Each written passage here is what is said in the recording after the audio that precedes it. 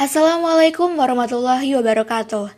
Kali ini kami dari kelompok 8 mata kuliah pengantar manajemen yang beranggotakan saya, Hasna Sri Aprilianti, Fadila Azhara, Rahmat Asy'ari, dan Muhammad Rafi Hudayazati akan menjelaskan sebuah studi kasus yang berkaitan dengan topik dasar-dasar kepemimpinan. Di sini kami mengambil studi kasus dari PT Nutrifood dengan menganalisis gaya kepemimpinan CEO PT Nutrifood yaitu Bapak Mardiwu. Nah, alasan kenapa kami mengambil studi kasus ini adalah karena beberapa waktu lalu saya sempat berinteraksi dengan Bapak Mardiwu melalui kelas entrepreneur dan beliau bercerita banyak tentang kepemimpinan dan kunci kesuksesan suatu perusahaan berdasarkan pemimpin. Sebagai awalan, kita perlu mengetahui terlebih dahulu apa itu pemimpin dan apa itu kepemimpinan.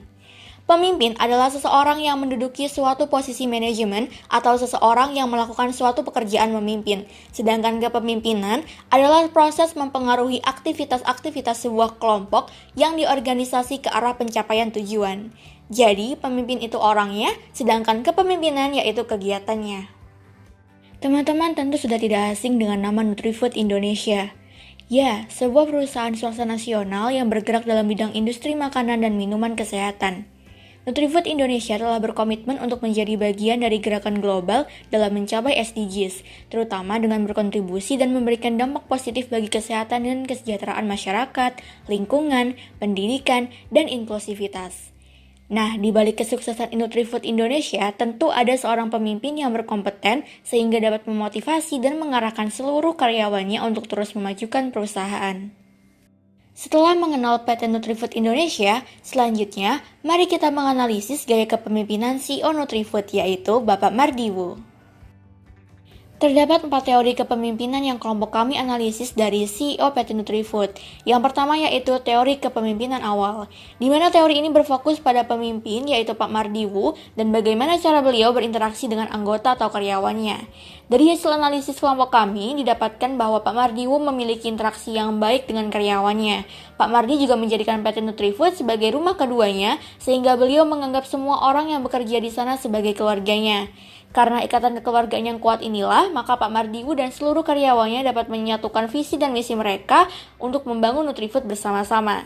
Kemudian dari langkah awal dengan menciptakan interaksi dan hubungan yang baik inilah, maka Pak Mardi dapat merumuskan bisnis dan mewujudkan nilai kebaikan serta mengerahkan dan mengkoordinir seluruh karyawannya. Yang kedua yaitu teori karakteristik kepemimpinan. Seorang pemimpin tentu memiliki karakteristik masing-masing, diantaranya yaitu kompeten, cerdas, dan jujur. Selain itu, pemimpin juga harus dapat mengerahkan, percaya diri, dan memiliki pengetahuan yang relevan dengan pekerjaan. Dari hasil analisis kelompok kami, didapatkan bahwa Pak Mardiwu memiliki karakteristik seorang pemimpin. Seseorang akan memiliki kinerja yang lebih baik daripada yang lain apabila bidangnya tepat.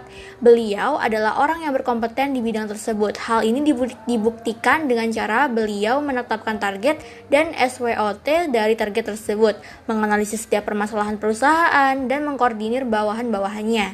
Saat menjadi CEO, Pak Mardiwu melakukan define purpose of the company.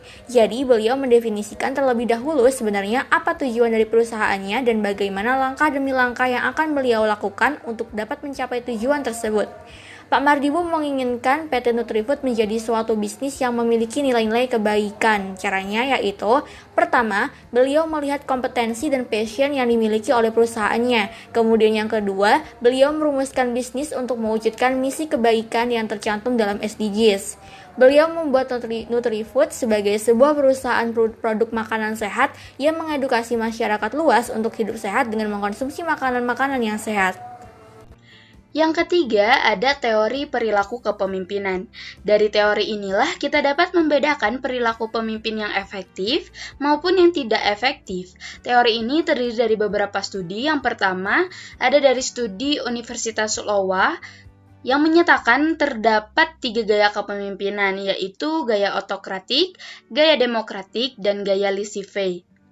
Hasil analisis kelompok kami, CEO Nutrifood Indonesia memiliki gaya kepemimpinan yang demokratik. Hal ini dibuktikan dengan Pak Mardiwu yang senantiasa mendorong karyawannya untuk berbagi ide dan opini, mengembangkan inovasi dan kreativitasnya, dan menghargai semua masukan karyawan dan bawahannya. Lalu ada studi Ohio State yang menyatakan bahwa terdapat dua hal yang perlu diperhatikan pemimpin, yaitu inisiasi struktur dan pertimbangan. Hasil analisis kelompok kami, CEO Nutrifood Indonesia merupakan pemimpin yang handal dalam membuat struktur dan pertimbangan, sehingga mencapai kinerja tugas dan kepuasan karyawan yang tinggi. Pak Mardiwu merupakan leader yang memiliki struktur tinggi dan konsideran tinggi. Pak Mardiwu mengajak karyawan-karyawannya untuk membuat konsep bekerja seperti di rumah, sehingga karyawannya merasa nyaman dengan ruang kerja dan produktivitas karyawannya pun meningkat. Beliau menemukan selebrasi internal yang terdiri dari integrity, collaboration, innovation, respect, dan challenge. Dalam membuat struktur dan pertimbangan, Pak Mardiwu menerapkan resep people, task, and organization. People atau seorang pekerja harus memiliki nilai atau value of life dan budaya yang selaras dengan organisasi yang dipilih. Lalu task atau pekerjaan atau tugas yang harus sesuai dengan passion dan tujuan dari seseorang. Lalu organization yang harus memiliki strategi dan sistem yang efektif dalam menyelesaikan pekerjaan. Lalu ada studi dari Universitas Michigan yang menyatakan bahwa terdapat dua orientasi pemimpin, yaitu orientasi karyawan dan orientasi produksi. Hasil analisis kelompok kami, CEO Nutrifood Indonesia merupakan pemimpin yang berorientasi pada karyawan, di mana hal inilah yang menyebabkan Nutrifood Indonesia dapat menghasilkan produktivitas dan kepuasan kerja karyawan yang tinggi. Pak Mardiwu lebih memperhatikan peningkatan kemampuan bawahannya, karena beliau yakin apabila kemampuan bawahannya semakin meningkat, maka tugas dapat dilaksanakan dengan sebaik-baiknya. Dengan cara tersebut, maka karyawan akan merasa nyaman kepada pemimpin dan bekerja tanpa merasa terbebani.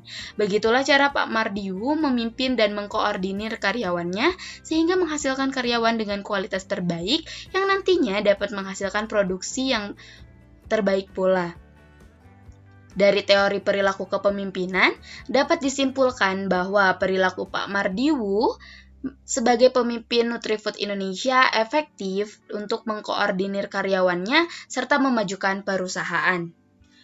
Lalu ada kisi manajerial yang membagi gaya perilaku pemimpin ke dalam 5 kategori, yaitu manajemen apa adanya, manajemen tugas, manajemen jalan tengah, manajemen country club, dan manajemen tim. Manajemen yang paling menonjol dari Nutrifood Indonesia yaitu manajemen tim, di mana dalam hal manajemen tim atau tim manajemen, Nutrifood Indonesia melakukan rangkaian sebagai berikut. Yang pertama ada rekrutmen dan seleksi untuk menemukan orang-orang dengan nilai, minat, semangat, kepositifan, dan bahkan kegilaan yang sama. Lalu ada pengembangan orang untuk belajar mandiri dan mengambil wawasan dari berbagai sumber, bisa dari produser film, filsuf, profesor mikrobiologi, dan lain-lain. Yang terakhir ada komunikasi dan keterlibatan internal untuk menciptakan interaksi informal antara karyawan dan juga manajemen puncak. Teori kontingensi kepemimpinan. Teori Fiedler membahas kesesuaian gaya interaksi pemimpin bawahan dengan situasinya. Hasil analisis pada CEO PT Nutrifood menurut teori ini yaitu Pak Mardiwu merupakan seorang leader dengan LPC atau Leads Preferential Worker, tinggi dengan human oriented, efektif dengan permissive leadership, dibuktikan dengan beliau menerapkan situasi perusahaan menjadi sebuah rumah kedua sehingga semua yang ada di dalamnya merupakan keluarga. Selanjutnya, teori Harshey-Blanchard. Hasil analisis pada CEO PT Nutrifood menurut teori ini yaitu Pak Mardiwu memiliki gaya kepemimpinan high stakes dan high relationship, di mana dalam hal ini beliau menjual atau selling, maksudnya beliau berperilaku mengarahkan dan mendukung sehingga orientasi tugas tinggi dan hubungan juga tinggi. Teori atau model path goals atau alur sasaran. Hasil analisis pada CEO PT Nutrifood menurut teori ini yaitu Pak Mardiwu selalu membantu, mengarahkan, dan memotivasi karyawannya untuk mencapai sasaran mereka serta memastikan bahwa sasaran yang ingin dicapai oleh karyawannya sesuai dengan sasaran perusahaan. Pak Mardi WU menerapkan 3 hal pada karyawannya, yaitu 1. Keberanian mengambil risiko, 2. Kemampuan untuk melihat kesempatan, 3. Kemampuan untuk memobilisasi semua resource untuk mengeksekusi suatu manfaat yang berguna. Gaya kepemimpinan CEO Nutrifood berdasarkan model aluran sasaran terdiri dari 1. Directive Leader. Peran CEO Nutrifood sebagai Directive Leader yaitu dengan memberikan arahan kepada bawahan dalam pemberian tugas, hasil-hasil yang diharapkan, bagaimana melaksanakannya, dan batas waktu penyelesaiannya. Kedua, Supportive Leader. Peran CEO Nutrifood sebagai Supportive Leader yaitu dengan memberikan pengaruh yang besar terhadap kinerja bawahan pada saat mereka sedang mengalami frustasi dan kekecewaan. Beliau memberikan keyakinan pada mereka bahwa mereka mampu melaksanakan tugas dan mencapai tujuan secara baik. 3. Participative Leader. Peran CEO Nutrifood sebagai Participative Leader yaitu dengan mendorong orang lain untuk berpartisipasi. 4. Assessment Oriented Leader. CEO Nutrifood membuat keputusan dari seperangkat pilihan yang membuat perusahaannya lebih baik daripada perusahaan yang lain. Apa saja sih strategi dari CEO Nutrifood? Pertama, melakukan diferensiasi. Suatu perusahaan harus memiliki suatu keunggulan yang perusahaan lain tidak punya. Suatu perusahaan harus memiliki suatu yang perusahaan lain tidak mau dan tidak mampu. Sehingga Nutrifood membuat suatu yang unik yang perusahaan lain tidak bisa lakukan. Contohnya yaitu produk terbaru dari Nutrifood yaitu Lokalate. Di mana untuk mewujudkan produksi Lokalate, Nutrifood yang dipimpin oleh Pak Mardi WU mencari suatu hal yang sekiranya tidak semua orang mau dan mampu untuk memproduksinya. Salah satu varian dari Lokalate yaitu kopi durian. Tidak semua perusahaan mau dan mampu memproduksi kopi durian karena perlu beberapa teknik khusus untuk menjadikan durian sebagai produk kopi yang laris di pasaran. Kedua, trade-off. Memilih sesuatu dengan mengorbankan sesuatu yang lain. Dengan memilih memproduksi kopi durian, kopi alpukat, dan kopi lainnya dalam varian produk Lokalate, Nutrifood harus mengorbankan banyak tenaga dan uang karena proses produksi yang terbilang tidak mudah.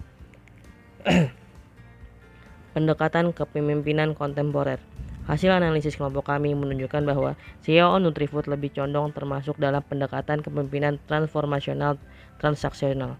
Hal ini dibuktikan dengan karakter Pak Mardi WU yang selalu memandu dan memotivasi karyawannya ke arah sasaran yang telah ditetapkan oleh perusahaan dengan menjelaskan peran dan tugas-tugas mereka. Kemudian Pak Mardi WU selalu memberikan rewards atas pencapaian pada karyawannya. Selain itu, Pak Mardi WU juga dapat menstimulasi dan menginspirasi bawahannya untuk mencapai extraordinary outcomes melalui ide dan perilaku beliau yang inovatif dan pantang menyerah mencapai tujuan perusahaan. Nah, itu tadi hasil analisis kelompok kami mengenai studi kasus yang berkaitan dengan topik kepemimpinan. Terima kasih sudah menyaksikan. Wassalamualaikum warahmatullahi wabarakatuh.